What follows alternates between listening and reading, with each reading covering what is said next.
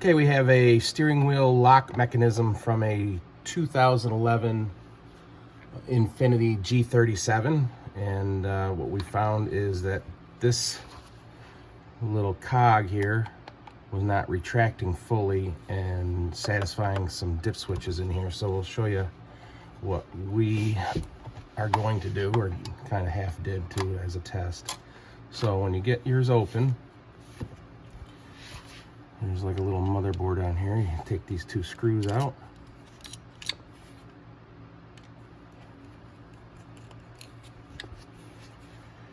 This whole mechanism actually, this whole part, the steel part can come out.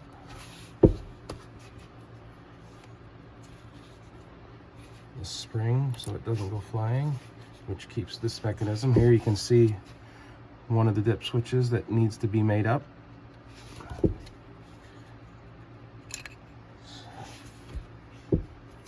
And then you can pull this motherboard off. There's just a plug basically in here.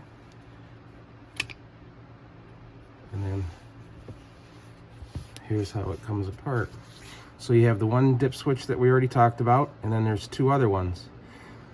This dip switch and this dip switch have to be made up to allow the car to start.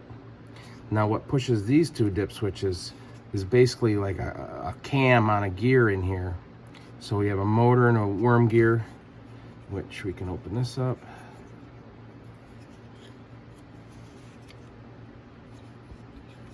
There's another clip. There it is.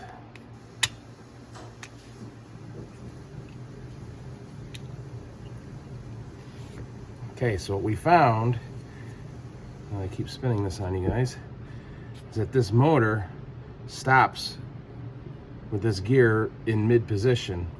So you have these two windows for the dip switches, and as this gear rotates, you can see there's a little wedge in the high area in here that will actually come around as it spins and depress or not, depending on the position of this gear. So what we did was positioned it to where this was going to be depressed, this one doesn't have to be, and then the arm here will depress this one. So you just have to make sure when you put this all back together, if you look this way when this is all together, that this gear is such to where that dip switch is pushed. So line this up.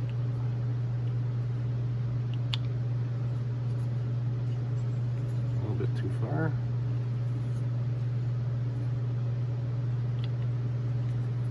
Like that. So you can see the gear will depress that dip switch and leave that one in its, I don't know, off position, I guess, depending on what it wants. One thing that did pop out of here, is it in my hand still? If you guys find this little disc, seems like maybe it's like a cap or a thrust bearing or something for the little worm. And you can snap this all back together.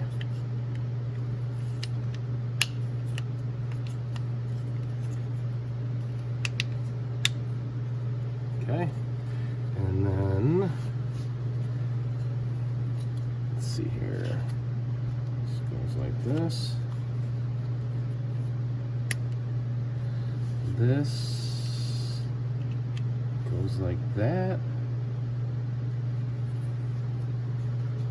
Screw.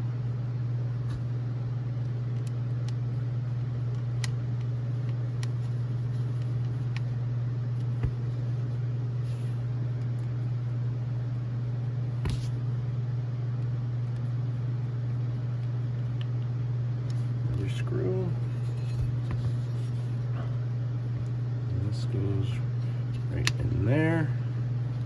And then this is an important spring, because that's what keeps that dip switch down. And then I got thinking, this is the cog that ends up going up into the steering column. I think just in case something were ever to go wrong, I'm not going to put that back in. Put this all back together. So now all the dip switches are made up.